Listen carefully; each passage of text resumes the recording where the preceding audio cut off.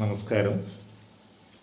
Organic evolution, ജീവപരിണാമം എന്ന ഒരു പരിണാമ പ്രക്രിയ ഈ പ്രപഞ്ചത്തിൽ സാധ്യമാണോ? ഇത് വളരെ ലളിതമായ സാമാന്യ ബുദ്ധി മാത്രം ആവശ്യമുള്ള ഒരു കാര്യമാണ്.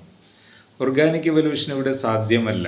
കാരണം ഈ പ്രപഞ്ചത്തിലാകമാനം തിങ്ങി വിങ്ങി നിറഞ്ഞു നിൽക്കുന്ന കോൺഷ്യസ്നസ് അല്ലെങ്കിൽ ബോധം, ഉണ്മ, ഈസ്നെസ്, എക്സിസ്റ്റൻസ്, വിറ്റ്നസ്, ആത്മാവ്, പരമാത്മാവ്, പരമസത്യം, ഇതെല്ലാം ഒന്നാണ്. ഇത് മാത്രമേ ഈ പ്രപഞ്ചത്തിലുള്ളൂ. അതിൽ നിന്ന് നമ്മൾ കാണുന്ന മുഴുവൻ വസ്തുക്കളും അതിൽ നിന്നുണ്ടാകുന്ന പരമാണുക്കളാണ്. ആ പരമാണുവും ഈ ബ്രഹ്മവും അല്ലെങ്കിൽ ബോധവും അഭേദ്യമായി ബന്ധപ്പെട്ടിരിക്കുകയാണ്. അതിൽ നിന്ന് ഡിസ്കണക്റ്റ് ആവാൻ സാധ്യമല്ല. അതായത് പരമാണുക്കൾ എന്ന് പറഞ്ഞാൽ ബ്രഹ്മത്തിൽ നിന്നുള്ള ഉയർച്ച താഴ്ചകൾ മാത്രമാണ്. ബ്രഹ്മവും പരമാണുവും കോൺഷ്യസ്നസ്സും സുപ്രീം പാർട്ടിക്കിളും ഒന്ന് തന്നെയാണ്. അതിലേക്ക് അത് ഡിസോൾവ് ചെയ്യുമ്പോഴും അതിൽ തന്നെ അപ്രത്യക്ഷമാവുകയാണ് ചെയ്യുന്നത്. ഈ ബ്രഹ്മത്തിന് പരിണാമം സാധ്യമല്ല. അതുകൊണ്ട് തന്നെ പരമാണുക്കൾക്കും പരിണാമം സാധ്യമല്ല. അതുകൊണ്ട് ഇവിടെ പരിണാമം സാധ്യമായത് ഒരേ ഒരു കാര്യമേ ഉള്ളൂ, അത് മനസ്സാണ്. ഈ പ്രപഞ്ചത്തിൽ പരിണാമം മാത്രമാണ് നടക്കുന്നത്. കാരണം പ്രപഞ്ചത്തിൻ്റെ സൃഷ്ടി തന്നെ മനസങ്കല്പത്തിൽ നിന്നാണ്. സങ്കല്പങ്ങളിൽ നിന്നാണ് സൃഷ്ടി എന്നാണ് പ്രപഞ്ചശാസ്ത്രമായ ഭാരതീയ തത്വശാസ്ത്രം പറയുന്നത്.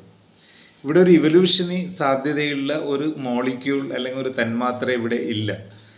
ആകാശപരമാണു, വായുപരമാണു, ജലപരമാണു, അഗ്നിപരമാണു, ഭൂമിപരമാണു, ഇതെല്ലാം പരമാണുക്കളാണ്. ബ്രഹ്മത്തിൽ നിന്ന് ഉയർച്ച താഴ്ചകൾ മാത്രമാണ്. അല്ലാതെ ഇവിടെ ബ്രഹ്മവും പരമാണുക്കളും അല്ലെങ്കിൽ ബ്രഹ്മവും വസ്തുക്കളും വേറിട്ടില്ല. സർവം ഖല്വിദം ബ്രഹ്മ, അതൊക്കെ പരമപ്രപഞ്ച ഫോർമുലകളാണ്. അതുകൊണ്ട് തന്നെ ഇവിടെ ഒരു ഓർഗാനിക് ഇവല്യൂഷൻ ഇവിടെ അസാധ്യമാണ്. പരിണാമം മാത്രമാണ് ഇവിടെ സാധ്യമായിട്ടുള്ളത്. ചിന്തിക്കുക. Thank you. നമസ്കാരം.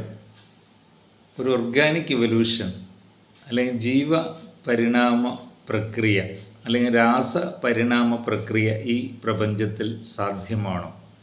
ഇത് സൂക്ഷ്മ പരമശാസ്ത്രമാണ്. തികച്ചും കേട്ട് ചിന്തിക്കുക.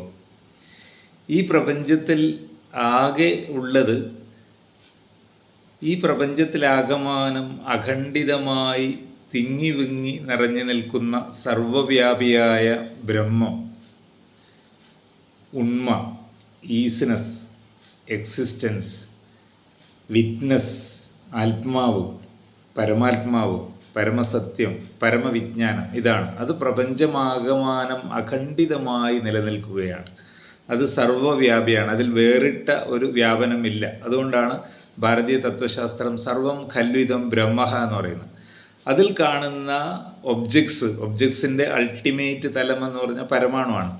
ആ പരമാണുക്കളും ഈ ബ്രഹ്മത്തിൽ നിന്നുള്ള ഉയർച്ച താഴ്ചകൾ തന്നെയാണ്. അതായത് പരമാണുവും ബ്രഹ്മവും തമ്മിലൊരു വേർപിരിയലില്ല. അഖണ്ഡിതമാണ്. പ്രപഞ്ചം അഖണ്ഡിതമാണ്. അതായത് വസ്തുക്കളും ബ്രഹ്മവും അഖണ്ഡിതമാണ്. അപ്പോൾ ഇവിടെ ബ്രഹ്മം മാത്രമേ ഉള്ളൂ. രണ്ടാമതൊരു സാധനം ഇവിടെ ഇല്ല. ഇതിൽ ബ്രഹ്മത്തിന് പരിണാമം സംഭവിച്ചാൽ മാത്രമേ പരമാണുവിന് പരിണാമം സംഭവിക്കൂ. അപ്പോൾ പരമാണുവിന് ഒരിക്കലും ഇവിടെ ഇവല്യൂഷൻ അസാധ്യമാണ്. പരമാണുവിന് ഒരു മാറ്റം ഉണ്ടാവില്ല, ബ്രഹ്മത്തിന് ഒരു മാറ്റം ഉണ്ടാവില്ല. അപ്പോൾ എന്താണ് ഈ മാറ്റത്തിൻ്റെ കാരണമെന്ന് ചിന്തിച്ചാൽ നമുക്കറിയാം, ഭാരതീയ തത്വശാസ്ത്ര പ്രകാരം സങ്കല്പത്തിൽ നിന്നാണ് സൃഷ്ടി. സങ്കല്പം എന്ന് പറഞ്ഞാൽ മനസ്സാണ്. മനസ്സിൻ്റെ പരിണാമം മാത്രമാണ് ഇവിടെ നടക്കുന്നത്. നമ്മുടെ ഒരു വീട് കെട്ടുന്നത് പോലും നമ്മുടെ ശരീരത്തിലുള്ള മനസ്സ് എന്ന് തോന്നുമ്പോൾ അത് പ്രപഞ്ച മനസ്സാണ്. നമ്മൾക്ക് തോന്നുന്നു ഇത് നമ്മുടെ ശരീരത്തിൽ നിലനിൽക്കുകയാണ്. ഈ പ്രപഞ്ച മനസ്സും അതുപോലെ നമ്മുടെ ബോധവും അഖണ്ഡിതമാണ്. അതിൽ പരിണാമം നടക്കുന്നത് ഈ മനസ്സിന് മാത്രമാണ്. അതുകൊണ്ട് ഈ പ്രപഞ്ചത്തിൻ്റെ പരിണാമം എന്ന് പറഞ്ഞാൽ അവിടെ ഇവല്യൂഷൻ ഓഫ് ദ മൈൻഡ്, സങ്കല്പങ്ങളുടെ പരിണാമമാണ് ഇവിടെ നടന്നുകൊണ്ടിരിക്കുന്നത്. അത് സൃഷ്ടികാലത്തുള്ള സങ്കല്പവും ഇപ്പോഴത്തുള്ള സങ്കല്പം എല്ലാം ഒന്ന് തന്നെ. ഇവിടെ മാറിക്കൊണ്ടിരിക്കുന്നില്ല. എല്ലാ സങ്കല്പങ്ങളിൽ പരിണാമം ഉണ്ടാകുന്നുവെങ്കിലും ആ പ്രോസസ്സ് അന്നും ഇന്നും എന്നും ഒന്നാണ്. ഇവിടെ പരിണാമ പ്രക്രിയ എന്ന ഒരു പ്രക്രിയ ഈ പ്രപഞ്ചത്തിൽ അസാധ്യമാണ്. അതിന് നിരവധി പ്രൂഫുകളുണ്ട്. ഇതിൽ ഞാൻ ബാക്കി കാര്യങ്ങൾ പറയുന്നില്ല, മറ്റ് തുടർന്നുള്ള വീഡിയോകളിൽ അത് പറയാം.